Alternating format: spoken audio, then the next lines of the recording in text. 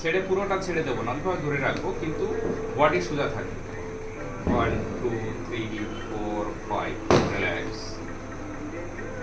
আবার 1, এটা যখন 3-4 বার করলাম হাত ব্যথা হয়ে যাচ্ছে, তখন আবার একটু আমার হাতটা নাড়ানো, না হলে ওর শরীরে একটু জার্কিং করে দেওয়া, আবার করতে হবে।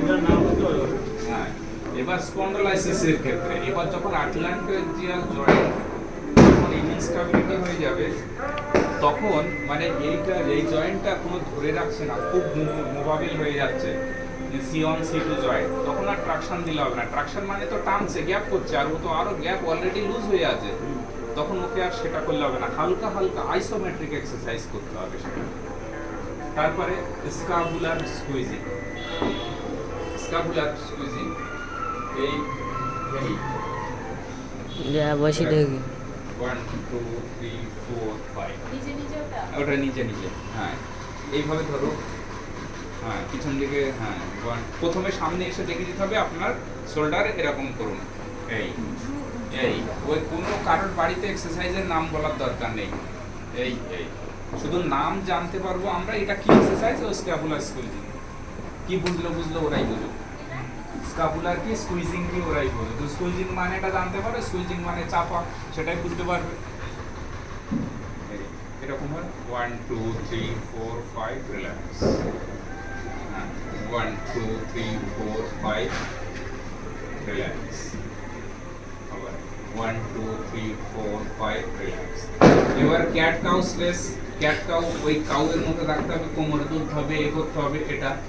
আর আইসোমেট্রিক এক্সারসাইজ ওটা স্পন্ডালাইসিসের জন্য ক্যাট কাউ, হ্যাঁ, কারণ কি আমাদের স্পাইনের উপরে, স্পাইন মানে ব্যাকবোন, তো ক্যাট কাউ করলে আমাদের স্পাইনের তো পুরোটাই প্রসারণ হচ্ছে, মানে সংকোচন হচ্ছে, প্রসারণ সংকোচন। তো ওটা কি হয়, আমাদের কোর মাসল মানে এই স্পাইনের গায়ে গায়ে মাসল আছে, প্রচুর আছে, ওই মাসলগুলোই কন্ট্রাক্ট হবে, রিল্যাক্সেশন হবে, ওইগুলোই স্ট্রং হলে তো ওই ডিজেনারেশন ডিস্ক আমাদের কোনো অসুবিধা করবে না। যখন ওই মাসলগুলো স্ট্রং হবে, তখন ওই মাসল ওই গ্যাপটা ধরে রাখবে, তখন আর নার্ভের চাপ দিতে দেবে না। এগুলো কি, এগুলো মাসল স্ট্রেংথেনিং। তখন মাথা এরকম সোজা থাকবে, এইভাবে এক হাত শোল্ডারের, হ্যাঁ। এবার ওকে বলবো আমার হাতে প্রেসার দিন, ঘাড় সোজা রেখে, 1 2 3 4 5 রিল্যাক্স।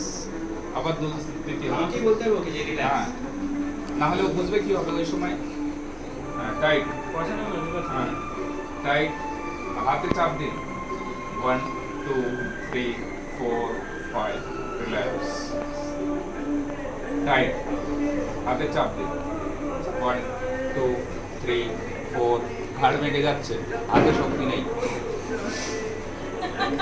টেনশন সমান, মানে একই লেভেলে প্রেসার, মুভমেন্ট মাসলের কোনো মুভমেন্ট হবে না। যেমন আমরা এইভাবে ধরে রাখছি, ওকে প্রেসার দিতে বলছি, প্রেসার দাও, প্রেসার দিচ্ছি, কোনো মাসল মুভমেন্ট হচ্ছে, মাসল শুধু এক জায়গায় দাঁড়িয়ে টেনশন হচ্ছে, প্রেসার হচ্ছে।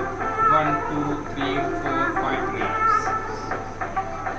মাথা সোজা থাকবে, মাথা বেঁকে গেলে তখন আমরা হাতে সোজা দেবো, চাপ দেবো, 1 2 3 4 5 রিল্যাক্স।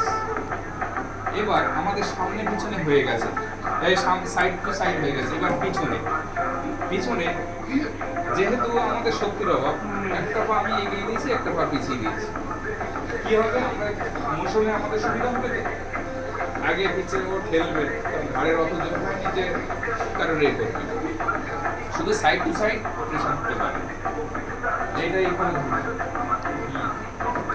মাথার ঠিক হচ্ছে না, হ্যাঁ এই 5 রিল্যাক্স। গ্যাসের উল্টো পুড়ে যাচ্ছে, কি অবস্থা হচ্ছে দিকে,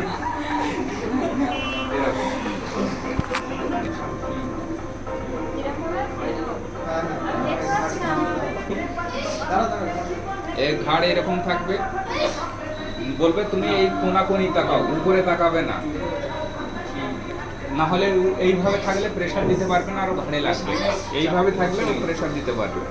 আর চাপ দাও, 1 2 3, না হচ্ছে না, রিংটু 5 রিল্যাক্স,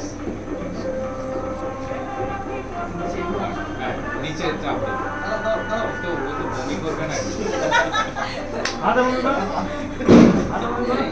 এখানে হালকা এরকম থাকবে, শুধু হাতে প্রেসার দিতে হবে, 1